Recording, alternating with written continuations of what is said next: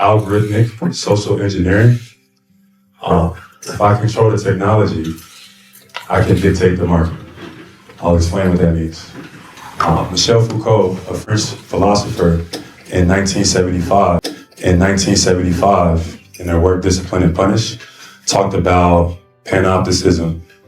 She based it off of a prison design, right? It was a prison design with a watchtower in the middle of the prison.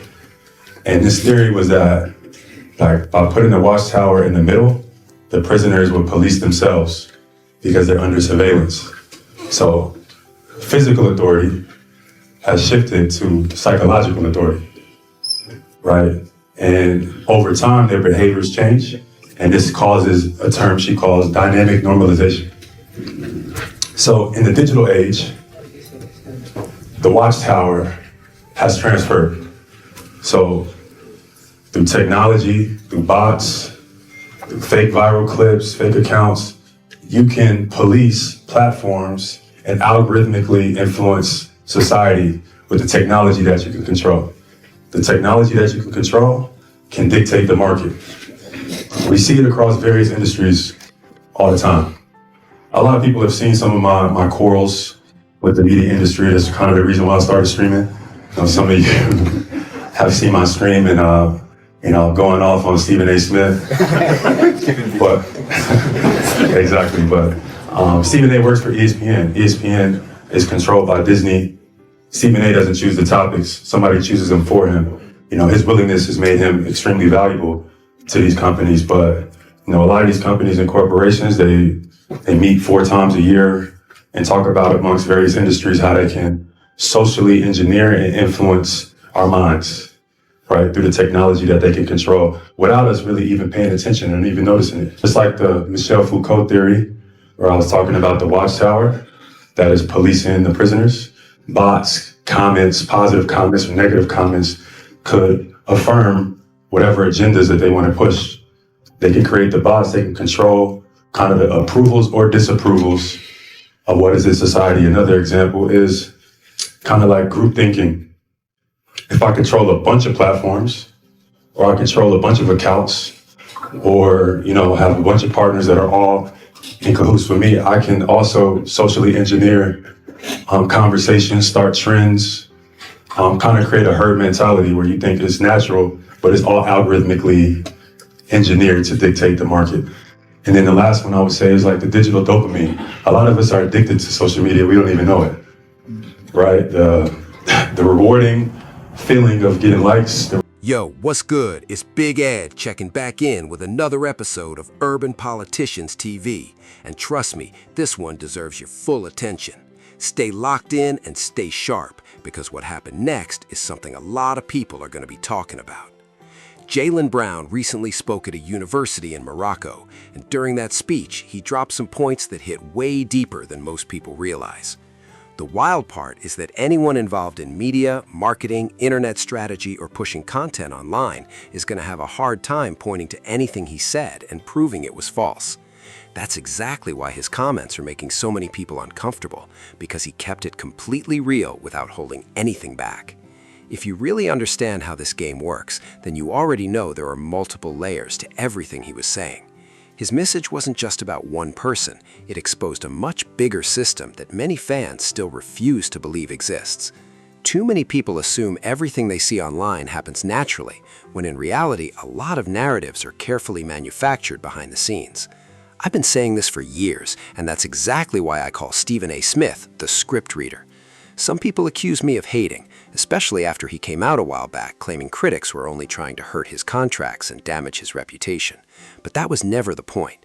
The reality is simple. When you work at ESPN, there's an agenda, production meetings, and topics that are already lined up before the cameras even start rolling. Sure, personalities can give input, and of course they're going to discuss whatever is trending across the internet, but the bigger picture goes far beyond that. ESPN operates under Disney, and at this stage, everyone understands how powerful that media machine really is. They've mastered the algorithm, they know how to shape the conversation, and they understand exactly how to push certain narratives into the spotlight. The on-air personalities become the voices delivering that message, whether people want to admit it or not. Once that campaign starts rolling, everyone else online follows the same talking points and the momentum builds fast. We already watched how things played out with Kyrie Irving, and that situation speaks for itself. Now the back and forth involving Jaylen Brown is another example of the same pattern unfolding in real time. You're free to agree or disagree with either side, but Stephen A. has a habit of letting things become personal once his ego gets involved. Instead of simply debating a topic, it starts feeling like he's trying to win a personal battle, just like many people believe happened with Kyrie. At that point, it stops being analysis and starts looking like a competition, where every appearance becomes another chance to push the same message even harder. And once he says it on television, you already know what comes next. It gets clipped, packaged with attention-grabbing headlines, and spread across every platform using carefully planned marketing tactics. Once those clips start spreading, smaller platforms jump on the story, and before you know it, the same narrative is everywhere. If someone doesn't really understand how media and algorithms work, it becomes almost impossible for them to defend themselves because the public starts believing the story was created naturally. People assume, well, it's on ESPN, it's all over TV, so it must be true. But you have to remember, we're talking about $1 billion media machine with unmatched reach and marketing power. How is the average person supposed to compete when that kind of influence is pushing one version of events every single day? Sometimes, the only option is to come out publicly and tell your own side before someone else defines it for you. And that's exactly what Jaylen Brown is doing right now. A lot of people don't realize this strategy isn't limited to sports. It happens across nearly every industry. Whether it's music, restaurants, entertainment, or business, companies spend huge amounts of money making sure certain ideas, brands, and stories get pushed in front of people. None of this is new either, because the media has always been one of the most powerful tools for shaping public opinion. The only difference today is that social media has completely changed the speed and reach of that influence. Now those messages land directly in your hand, without waiting for a television broadcast, a newspaper headline, or even a commercial break. Every day, people are flooded with marketing campaigns, stereotypes, and carefully crafted narratives, whether they're accurate or completely misleading. That's the point Jaylen Brown was making. There are systems designed to influence how people think, and many never even notice it happening. Whether you agree with every word or not, there's no denying he touched on something that deserves a serious conversation. As for his ongoing issues with Stephen A. Smith, that tension has only grown louder because of the recent discussions surrounding trades and player rankings. Then you have people confidently saying Jaylen isn't even a top 7 player in the league, which sounds crazy considering he helped lead his team to a championship just 2 years ago. But once those opinions are delivered with studio-quality production, eye-catching headlines, and non-stop promotion, they start carrying far more weight than they probably should. After enough repetition, the narrative spreads regardless of whether people agree with it or argue against it, because the conversation itself has already been controlled.